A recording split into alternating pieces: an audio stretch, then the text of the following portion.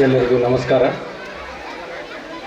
ಕೀರ್ತಿ ಶಿಕ್ಷಣ ಸಂಸ್ಥೆ, ಕೀರ್ತಿ play school ಮತ್ತು ಕೀರ್ತಿ ಪಬ್ಲಿಕ್ ಪ್ರೈಮರಿ ಸ್ಕೂಲ್ ಬೀಳ್ಗಿ, ಕೀರ್ತಿ ಕಲರವ 4 ಈ ಒಂದು ಅದ್ಭುತವಾದ ಪ್ರತಿಭಾ ಪುರಸ್ಕಾರದ ಈ ಒಂದು ಕಾರ್ಯಕ್ರಮಕ್ಕೆ ದಿವ್ಯ ಸಾನ್ನಿಧ್ಯ ವಹಿಸಿದಂಥ ಗುರುಪಾದ ಶಿವಾಚಾರ್ಯ ಸ್ವಾಮೀಜಿಗಳಿಗೂ ಹಾಗೂ ಪರಮ ಪೂಜ್ಯ ಶ್ರೀ ಶ್ರೀ ಶ್ರೀ ಲಕ್ಷ್ಮಣ ಶರಣರು ಸುರಗಿರಿ ಬೆಟ್ಟ ಕುಂದರ್ಗಿ ಅವರಿಗೆ ಪಾದಗಳಿಗೆ ಒಡಮೊಟ್ಟು ವೇದಿಕೆ ಮೇಲೆ ಉಪಸ್ಥಿತರಿರುವಂಥ ಆದಾಪುರ್ ಸಾಹೇಬರಿಗೂ, ಗುರುರಾಜ್ ಲುದ್ದಿ ಸಾಹೇಬರಿಗೂ, ಹನುಮಂತ್ ಸಣ್ಮನಿ ಸಾಹೇಬರಿಗೂ, ನನ್ನ ನೆಚ್ಚಿನ ಮಿತ್ರರಾದಂಥ ದಂದ್ರಿಗಿ ಸರ್ ಅವರಿಗೂ, ಗೌಡಪ್ಪಗೌಡರು ಪಾಟೀಲ್ ಇವರಿಗೂ, ಯೋಗನಗೌಡ ಪಾಟೀಲ್ ಇವರಿಗೂ, ಶ್ರೀಮತಿ ಮಲ್ಲಿಕಾ ಪಾಟೀಲ್ ಇವರಿಗೂ ಹಾಗೂ ಶ್ರೀಮತಿ ಸ್ಮಿತಾ ಪಾಟೀಲ್ ಇವರಿಗೂ ಹಾಗೂ ಅರುಣ್ಗೌಡ ಪಾಟೀಲ್ ಇವರಿಗೂ, ವೇದಿಕೆ ಮೇಲೆ ಉಪಸ್ಥಿತರಿರುವಂಥ ನಮ್ಮ ಹೆಮ್ಮೆಯ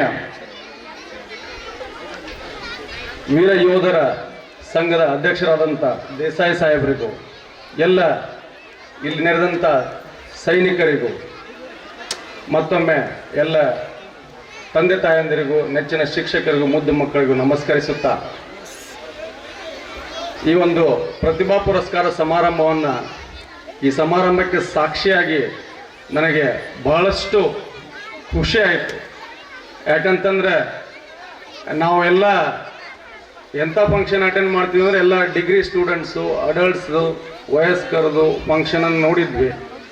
ಈ ಒಂದು ಕಾರ್ಯಕ್ರಮದ ವಿಶೇಷತೆ ಏನಪ್ಪ ಅಂತಂದರೆ ಇಲ್ಲಿನ ಮುದ್ದು ಮಕ್ಕಳು, ನಮಗೆ ಆ ಮಕ್ಕಳನ್ನು ನೋಡಿದ ತಕ್ಷಣ ಅಷ್ಟು ಖುಷಿ ಆಯಿತು.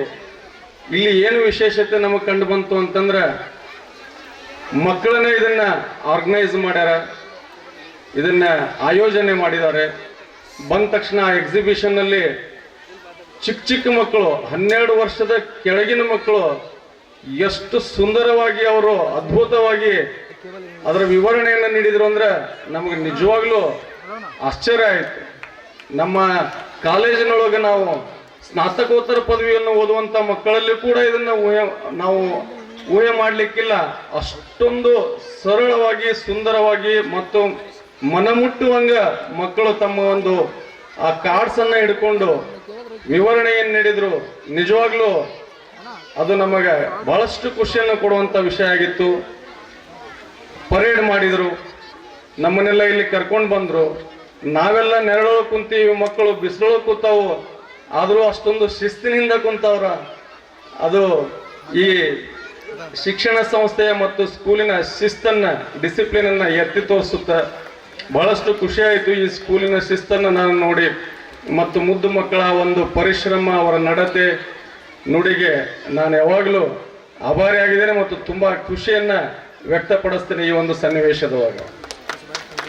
ವಿಶೇಷವಾಗಿ ನಮ್ಮ ಸೈನಿಕರ ಜೊತೆಗೆ, ನಾವು ಸೇನಾಧಿಕಾರಿಗಳ ಜೊತೆಗೆ ಇವತ್ತು ಕಾರ್ಯಕ್ರಮಕ್ಕೆ ಸಾಕ್ಷಿ ಆದ್ವಿ.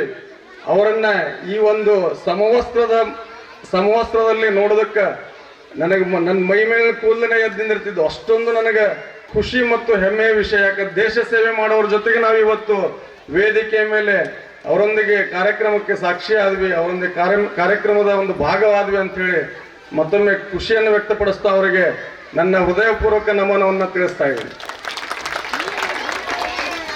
ಎಲ್ಲ ನೆರೆದಿರುವಂಥ ತಂದೆ ತಾಯಂದಿರಲ್ಲಿ ನಾನು ಒಂದು ಮಾತು ಹಂಚ್ಕೊಳ್ಳೋಕೆ ಇಷ್ಟಪಡ್ತೀನಿ. ಎಲ್ಲರಿಗೂ ಚಿಕ್ಕ ಚಿಕ್ಕ ಮಕ್ಕಳು ಇದಾವು. ಎಲ್ಲ ನಾವು ಪೇರೆಂಟ್ಸು, ಪಾಲಕರು ಏನನ್ನ ಎಕ್ಸ್ಪೆಕ್ಟ್ ಮಾಡ್ತೀವಪ್ಪ ಅಂತಂದ್ರೆ, ನನ್ನ ಮಗ ದೊಡ್ಡ ಡಾಕ್ಟರ್ ಆಗಬೇಕು, ನನ್ನ ಮಗ ಇಂಜಿನಿಯರ್ ಆಗಬೇಕು, ಸೈಂಟಿಸ್ಟ್ ಆಗಬೇಕು, ನಮ್ಮ ತಲೆಯೊಳಗೆ ಏನೈತಿ ಅದು ನನ್ನ ಮಗ ಆಗ್ಬೇಕನ್ನುವಂಥದ್ದನ್ನು ನಾವು ಊಹೆ ಮಾಡ್ತೀವಿ. ಅದನ್ನು ಎಕ್ಸ್ಪೆಕ್ಟ್ ಮಾಡಿ ಅವ್ರ ಮೇಲೆ, ಅವ್ರ ಕಡೆಯಿಂದ ಹಿಂಗೆ ನೀವು ಓದಬೇಕು, ಹಿಂಗೆ ಸಾಲಿಗೆ ಹೋಗ್ಬೇಕು, ಹಿಂಗೆ ಶಿಸ್ತಿರಬೇಕು ಅನ್ನುವಂಥ ಮಾನಸಿಕ ಒತ್ತಡವನ್ನು ಇವತ್ತಿನ ದಿನದೊಳಗೆ ನಾವು ಮಕ್ಕಳ ಮೇಲೆ ಹೇರ್ತಾ ಇದ್ದೀವಿ. ಬಟ್ ನಾವು ಮಾಡ್ತಾ ಇರುವಂಥ ಒಂದು ದೊಡ್ಡ ತಪ್ಪು ಏನಪ್ಪಾ ಅಂತಂದ್ರೆ, ಎಲ್ಲ ಮಕ್ಕಳು ಒಂದೇ ಥರ ಇರೋದಿಲ್ಲ. ಅದನ್ನು ದಯವಿಟ್ಟು ಪಾಲಕರು ಅರ್ಥ ಮಾಡ್ಕೋಬೇಕು. Every child is unique. ಪ್ರತಿಯೊಂದು ಮಗುವಿಗೂ ಅವನದೇ ಆದ ಒಂದು ಕೌಶಲ್ಯತೆ ಇರುತ್ತದೆ, ಅವನದೇ ಆದ ಒಂದು ಸ್ಕಿಲ್ ಇರ್ತದೆ. ಇಂಟೆಲಿಜೆನ್ಸ್ ಅಂತೀವಿ, ಬುದ್ಧಿವಂತಿಕೆ ಇರ್ತೈತಿ, ಪ್ರತಿಯೊಂದು ಮಗುವಿಗೂ ಇರುತ್ತದು. ಬಟ್ ನಾವೇನ್ ಮಾಡ್ತೀವಿ, ಪಕ್ಕದ ಮನೆ ಮಗುವನ್ನ ನಾವು ಕಂಪೇರ್ ಮಾಡ್ತೀವಿ. ನೋಡು ಅವ್ರ ಮಗ ಅಷ್ಟು ಮಾರ್ಕ್ಸ್ ತಗೊಂಡ್ಬಿಟ್ಟ, ನೀನು ಇಷ್ಟು ತಗೊಂಡ್ಬಿಟ್ಟಿ ಅಂತ. ನಮ್ಮ ಮಗನ್ ನಾವು ಅವನಲ್ಲಿ ಕೀಳರಿಮೆ ಮನೋಭಾವನೆಯನ್ನ ನಾವು ಮನ್ಯಾಗ ಕುಂತು ಆ ಬೀಜವನ್ನ ಅವ್ರ ತಲೆಯೊಳಗೆ ಬಿತ್ತಾಕ್ ಚಲೋ ಮಾಡ್ತೀವಿ. ಆಮೇಲೆ ಆ ಮಗು 5 ಸಬ್ಜೆಕ್ಟ್ ಒಳಗೆ 5 ಸಬ್ಜೆಕ್ಟ್ ಅಟೆಂಡ್ ಮಾಡಿರ್ತಾನ, 5ರೊಳಗೆ 4ಕ್ಕೆ 25ಕ್ಕೆ 23 24 ತಗೊಂಡಿರ್ತಾನ. ಯಾವುದೋ ಒಂದು ಸಬ್ಜೆಕ್ಟಿಗೆ 18 ತಗೊಂಡಿದ್ದ ಅಂದ್ರೆ ನಾವು ಪಾಲಕರು ಏನ್ ಮಾಡ್ತೀವಿ, ಆ 24 23 ತಗೊಂಡಂತ ಮಾರ್ಕ್ಸ್ ಅನ್ನು ಬಿಟ್ಟಾಕ್ತಿವಿ. ಚಲೋ ಮಾಡ್ಯ ನಾವು ಅದನ್ನ ನಾವು ಪ್ರಶಂಸೆ ಮಾಡುದಿಲ್ಲ, ಅದನ್ನ ನಾವು ಅಪ್ರಿಸಿಯೇಟ್ ಮಾಡುದಿಲ್ಲ. ಇದಕ್ಕೆ ಯಾಕೆ 18 ಬಿತ್ತು, ಆ 4 ಸಬ್ಜೆಕ್ಟ್ ಅನ್ನು ಬಿಡ್ತೀವಿ, ಇದಕ್ಕೆ 18 ಯಾಕೆ ತಗೊಂಡಿ ನೀನು, ಇದನ್ನ ಸರಿ ಓದಿರ್ಲಿಲ್ಲ ನೀನು. ನೋಡ್ರಿ, ಅವನಿಗೆ ನಾವು ಪ್ರಶಂಸೆ ಮಾಡಬೇಕು, ಚಪ್ಪಾಳೆ ತಟ್ಟಬೇಕು, ಅವ್ನು ಬೆನ್ ಚಪ್ಪರಿಸ್ಬೇಕು, 4 ಮನೋಭಾವನೆಯನ್ನ ತಳ್ಳಿ ಹಾಕಬೇಕು. ಕೋಮುಗಲಭೆ ಆಗ್ತಾ ಇದ್ದಾವೆ, ಅವೆಲ್ಲ ಮಕ್ಕಳಲ್ಲಿ ಬೆಳಿಬಾರ್ದು. ನಾವೆಲ್ಲರೂ ಒಂದೇ ಅನ್ನುವಂತ ಮನೋಭಾವನೆಯನ್ನ ಮಕ್ಕಳಲ್ಲಿ ನಾವು ಬೆಳೆಸಬೇಕು ಅಂತ ನಾ ಈ ಸಂದರ್ಭದೊಳಗೆ ಹೇಳ್ತೀನಿ. ಒಂದು ರೂಮಲ್ಲಿ ಒಂದು ಸಂಖ್ಯೆ 1 2 3 4 5 6 7 8 9 ಸಂಖ್ಯೆಗಳು ಸಾಲಾಗಿ ಕುಂತಿದ್ದು ಅಂತ. 1ರಿಂದ 9 ಸಂಖ್ಯೆ ಒಂದು ರೂಮಲ್ಲಿ ಕೂತಾಗ 9ನೇ ಸಂಖ್ಯೆ ಏನ್ ಮಾಡ್ತೈತಿ, ಪಟಾರ್ ಅಂತ ಒಂದು 8ನೇ ಸಂಖ್ಯೆ ಹೊಡಿತೈತಿ. 8ನೇ ಸಂಖ್ಯೆ ಕೇಳ್ತೈತಿ, ಯಾಕೋ ನನಗೆ ಯಾಕೆ ಹೊಡೆದೀನಿ ನಾನು, ಯಾವುದಪ್ಪ ನಾನು ನಿನಕ್ಕಿಂತ ದೊಡ್ಡವದೀನಿ ಅದಕ್ಕೆ ಹೊಡೆದೀನಿ, ನಾ ದೊಡ್ಡವದೀನಿ, ನೀ ಹೊಡೆದೀನಿ, ಹೊಡಿಸ್ಕೋಬೇಕು. 8ನೇ ಸಂಖ್ಯೆ ಅವ್ರು ನನಗೆ ನೀ ಹೊಡಿತೀನಿ ಅಂದಮೇಲೆ ಮತ್ತೆ ನಾನೇನು ಮಾಡಬೇಕು, ನಾನು ಯಾರಿಗೆ ಹೊಡಿಬೇಕು, 7ನೇ ಸಂಖ್ಯೆಗೆ ಹೊಡಿಬೇಕು. 7ನೇ ತನಗಿಂತ ಕೆಳಗಿರೋಂಗೆ 7ನೇ ಸಂಖ್ಯೆಗೆ ಹೊಡಿದ್ವಿ. 7ನೇ ಸಂಖ್ಯೆ 6ನೇ ಸಂಖ್ಯೆಗೆ 6 5ಕ್ಕೆ ಹಿಂಗೆ ಹೊಡಿತಾ 2 1 ಸಂಖ್ಯೆಗೆ ಹೊಡಿತ. ಹಿಂಗ ದೊಡ್ಡವರು ಸಣ್ಣವರನ್ನ ಶೋಷಣೆ ಮಾಡುತ್ತಾ, ನಿಂದನೆ ಮಾಡುತ್ತಾ, ಅಸೂಯೆ ಮಾಡುತ್ತಾ, ಅವ್ರನ್ನ ಕೀಳರಿಮೆಗೆ ತಳ್ಳುತ್ತಾ ಸಮಾಜದೊಳಗೆ ಈ ಒಂದು ಕೆಲಸ ನಡೆದಿರುತ್ತೆ. ಆ 1ನೇ ಸಂಖ್ಯೆ 2ನೇ ಸಂಖ್ಯೆ ಹೊಡೆದಾಗ 1ನೇ ಸಂಖ್ಯೆ ಏನ್ ಮಾಡ್ತೈತಿ, ಅವನಕ್ಕಿಂತ ಸಣ್ಣವ್ರು ಯಾರು, 0 ಪಕ್ಕಕ್ಕೆ ಕುಂತಿರ್ತೈತಿ. ಹಂಗಂದ್ರೆ 0 ಹೊಡಿಬೇಕಲ್ಲ 1ನೇ ಸಂಖ್ಯೆ, ವಿಚಾರ ಮಾಡ್ತೈತಿ, ಹೊಡಿಯುದಿಲ್ಲ. 1ನೇ ಸಂಖ್ಯೆ ಬಂದು ಏನ್ ಮಾಡ್ತೈತಿ, ಆ 0ಯ ಪಕ್ಕಕ್ಕೆ ಬಂದು ಕೂಡ್ತೈತಿ. 0ಯ ಪಕ್ಕಕ್ಕೆ ಬಂದು ಕುಂತಾಗ ಆ 0 ಕೇಳ್ತೈತಿ, ಎಲ್ಲಾರು ತಮ್ಮ ಕೆಳಗಿನವ್ರಿಗೆ ಹೊಡೆದ್ರು, ಅಸೂಯೆ ಮಾಡಿ ನಿಂದನೆ ಮಾಡಿದ್ರು, ತುಳಿದು ತಮ್ಮ ಬೆಳೆದ್ರು. ಬಟ್ ನೀನೇನ್ ಮಾಡಿದಿ, ನನ್ನ ಪಕ್ಕಕ್ಕೆ ಬಂದು ಕುಂತಿ, ಯಾಕಪ್ಪ ನನ್ನ ಪಕ್ಕಕ್ಕೆ ಬಂದು ಕುಂತು ನನ್ನ ಇವರೆಲ್ಲರಿಗಿಂತ ದೊಡ್ಡವನನ್ನಾಗಿ ಮಾಡಿದ್ವಿ, ನಾವು ಇವತ್ತಿಬ್ರು ಕೂಡಿ 10 ಆದ್ವಿ ಅಂಥೇಳಿ 0 ಖುಷಿ ವ್ಯಕ್ತಪಡಿಸುತ್ತೆ. ಅವಾಗ ಒಂದು ಹೇಳ್ತೈತಿ, ನೋಡಪ್ಪ, ಯಾರು ಸಣ್ಣವರನ್ನ ತುಳಿದು ಬೆಳಿತಾರೋ, ಯಾರು ಸಣ್ಣವರನ್ನ ಕೀಳರಿಮೆಗೆ ತಳ್ತಾರೋ, ಅಸೂಯೆ ಮಾಡ್ತಾರೋ, ಸಮಾಜವನ್ನು ನಿಂದನೆ ಮಾಡ್ತಾರೋ ಅವರೆಲ್ಲ ದೊಡ್ಡವರು. ಯಾರು ಸಣ್ಣವರನ್ನ ಜೊತೆಯಾಗಿ ಅವ್ರನ್ನ ಕರ್ಕೊಂಡು ತಾವು ಬೆಳೆದ್ರ ಜೊತೆ ಅವರನ್ನು ಬೆಳೆಸ್ತಾರಲ್ಲ ಅವರು ದೊಡ್ಡವರು. ನಾನು 1 ಆಗಿದ್ದ ನನಗೆ ಬೆಲೆ ಇರಲಿಲ್ಲ, ನೀನು 0 ಆಗಿದ್ದ ನಿನಗೆ ಬೆಲೆ ಇರಲಿಲ್ಲ, ನಾವಿಬ್ರು ಕೂಡಿ ಇವತ್ತು ಅವರೆಲ್ಲರಿಗಿಂತ ದೊಡ್ಡವರಾದ್ವಿ. ಹಾಗಾಗಿ ನಾವು ಸಮಾಜದೊಳಗೆ ಕೂಡಿ ಬೆಳೆಯೋಣ, ಎಲ್ಲರಿಗೂ ಮಾರ್ಗದರ್ಶಕರಾಗೋಣ. ಕೂಡಿ ಬೆಳೆದ್ರಲ್ಲಿ ಇರುವಂತ ಶ್ರೇಷ್ಠತೆ ಅದನ್ನ ನೀನು ಅರ್ಥ ಮಾಡ್ಕೊ ಅಂತ ಹೇಳಿ ಇಬ್ರು 9 ಸಂಖ್ಯೆಗಿಂತ ದೊಡ್ಡವರಾದ್ರು. ಇದರ ಅರ್ಥ ಇಷ್ಟೇ, ಎಲ್ಲರೂ ನಾವು ಒಂದೇ, ಎಲ್ಲರೂ ಕೂಡಿ ಬೆಳಿಬೇಕು.